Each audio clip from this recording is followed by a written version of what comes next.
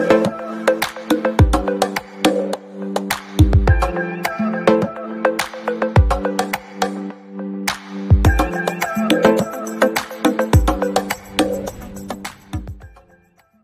my name is Andy, and my YouTube channel is Andy Amazon Advocate. Today, I have a very good friend. I met her many years back in the Global Sources Fair, and she is actually doing something very interesting that not that a lot of people that I know of are doing.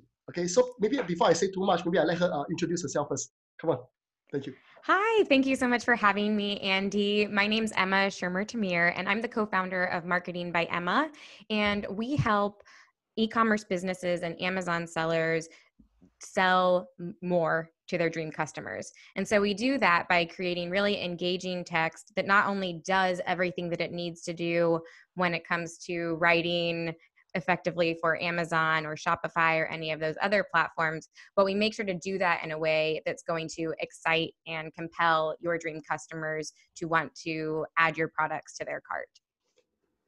Wow. Some of you may not know, now it's actually about 11 p.m. in Singapore, okay? But she's in the US and her time now is about 11 a.m., okay? Wow, and you wake up with all the makeups and everything, you look so pretty every morning. I don't wake up looking like this, but thank you.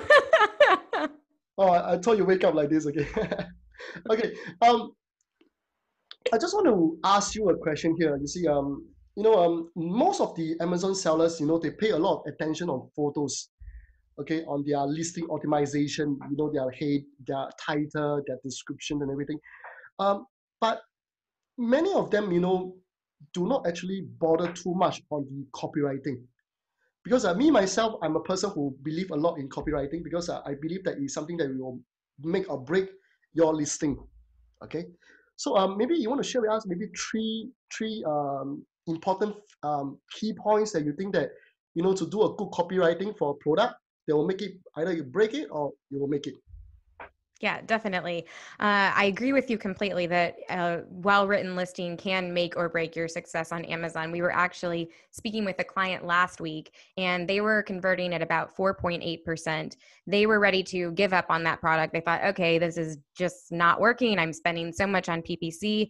The only thing we did was rewrite their listing, and they went to, I believe it was 28.6, or I don't remember the exact decimal number, but it was something a huge jump. And because of that, now he's getting ready to launch a couple of more products. So people that say copywriting isn't important and nobody reads are very mistaken and are potentially missing out on a huge opportunity to really make their listings sell as well as they possibly can. So first and foremost, it seems pretty obvious, but making sure that everything's written well. Everything has proper grammar, is written in language that makes sense for your dream customers, because you have to understand that your listing is sort of like the conversation that you would have with somebody if they were entering your store.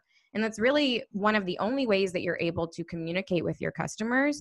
And how it's written, as far as grammar and proper spelling and all of those things, is like wearing a really nice suit or looking like you just rolled out of bed. And it's going to help to make sure that you're communicating you're trustworthy, that you have attention to detail, that you care about your products and you care about your customers. And all of those little errors, even if they're not reading those and saying, oh, there's another mistake, in the back of their mind, they're recognizing that something's off, and they may feel a little bit more hesitant to want to purchase from you. So I would say that one, first and foremost, is something that you want to make sure to do. Secondly, is really understanding how to find that balance between good SEO with great copy, because it can be really tempting when you're doing your keyword research. You see all of these incredible opportunities, 20,000 search results a month and almost no competition. And you say, oh my gosh, I need all of these in my listing. And firstly, you have to understand that just having a word in your listing doesn't mean that you're going to be indexing for that word. There's another really important thing that you need to be thinking about, which is relevancy, but also, will people actually be purchasing based upon these search terms? And so thinking about those two things is really important, but also making sure that you have that balance between the keywords you need, but not going so far that you're writing something that just looks like a list of keywords. So again, it sort of goes back to that first one of making sure that it's readable and approachable and engaging for the customer. And so while you want to incorporate those important keywords, you don't need to add all of them to the front end. You have fields like the backend search terms where you can add those words that either don't fit naturally into your listing or just may not be a good fit to put front and center in your listing. Like sometimes you'll see those great words that are in Spanish. It's going to be really awkward and off-putting if you're reading a bullet point and then you just have this Spanish phrase plopped right in the middle. Yes. So being thoughtful about that is really important. And then I would say the last thing is on Amazon, you have so many products that look almost identical. You know, they may even be manufactured at the same facility. And so figuring out how to differentiate yourself from your competition is very important. And a lot of times things like your marketing are really the only tools that you have to help differentiate yourself. So if you're looking at the search results and every single photo looks the same and every single title looks the same and all of them are priced within $1 of each other, as the customer, that can be really overwhelming because you say, oh, how do I differentiate these? But if you can find a way to differentiate yourself, even if it's just through the tone that you take with your writing or addressing some things that your competitors aren't, that helps set yourself apart. And it's going to make it much easier for your customers to be able to say, okay, this one, I clearly understand why they're better, and I'm going to purchase this one. So being confident enough to stand out rather than just trying to blend in with everybody else. Just curious, so when the customers engage you, they will just give you all the keyword research, that those keywords that they want, and then they just pass it to you so that you make the copywriting for them. Am I right? So we can work in a few different ways. We have a la carte services. So if you really like doing your own keyword research, then we have some more basic pared down options, like a basic listing or an A+ content listing, where you give us the keywords and then we'll write the listing. Other words, if you feel like I don't have the time to do the keyword research, it's a little bit over your head, or you just want somebody else to take a look, we can also help with the keyword research as well. And we have some packages that include the keyword research as part of the service. So if you are my student, congratulations, because I have finally I've convinced her to do a free 1-hour training for our students. So for my students, watch out for the the information in the WhatsApp group.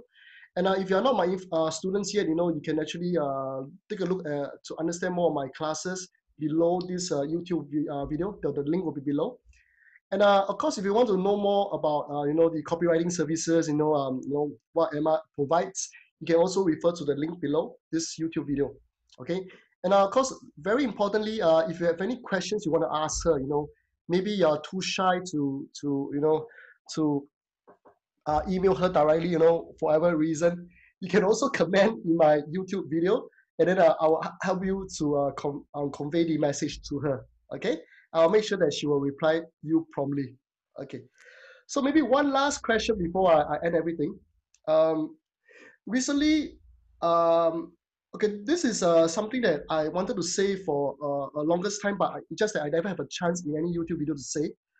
I'm not sure whether you know about it. Recently, somewhere around in March, there was a protest in the Amazon HQ in Shenzhen. Many people's account was suspended. The China sellers, many accounts were suspended because of things that is related to price gouging, or related keywords that is very sensitive. Amazon is blocking them, and etc. And I always felt that one thing that why today the China sellers are not are still not dominating the whole US market is because of the word called copywriting. Because of their command of English, the way they phrase their stuff are not as good. Okay, but in terms of photos and everything, they are actually on par with the US already. I feel, in my own opinion. So that is why today, many of the China sellers, they even engage, professional copywriters, big sellers, to do their copywriting because they are not so good in their Chinese words, sorry, the English. So, and I think recently, that there was a lot of people getting their account suspended or even their listing suspended because of some sensitive words, like, using the word pass or, using the like words like UV and things like that. So, do you think that as a copywriter, you have a way to make it possible, that we still have the words that we want, and yet our listing is not suspended? Do you have something? Yeah, it's Amazon is very interesting because it's different than copywriting more generally. If you're writing for your own website, you can have so much more freedom with what you say, how you say it, how you present all of your information. But Amazon is so big that when there are issues, when there are lawsuits, when there are problems, they don't have a really good way of being able to kind of quickly respond in a way that won't also penalize a lot of people that are doing the right thing. And so, like in the case of some of these words, they create these algorithms that just flag for all sorts of things. And even if you are using a word in a different way that doesn't even respond to what that problem, because some words have multiple meanings, you can still find yourself in a very difficult situation where your listing is suspended and you don't know even whether you'll be able to. And if you are able to get it back up and running, it may take a long time and a lot of effort and money even. So like a good case would be a word like mold, which there's two meanings of that. One is an organic organism, which is what Amazon's really trying to flag for. But then you also have mold, like if you take a mold of somebody's hand in plaster. And so that has nothing to do with a problematic organism, but still using that word could put your listing at risk. So you want to make sure that you're constantly paying attention to what's going on, not only with what Amazon says you can and cannot say, but what may be happening legally and how that may impact what's going on and how you need to write about your products. So sometimes you need to get very creative to think, okay, well, I'm selling something that is antibacterial, but I'm not a brand that's registered in the United States. And so I cannot say antibacterial in my listing without potentially running into problems. And so how can I communicate that in a way so that anybody reading it understands that this is antibacterial without using that term? True. Thank you so much for your sharing. It's so wonderful. I hope that this pandemic will be over soon, and you can come to Southeast Asia to visit us. And we can say we have a drink or something like that soon. I hope so too. I look forward to the day when we can all start traveling again.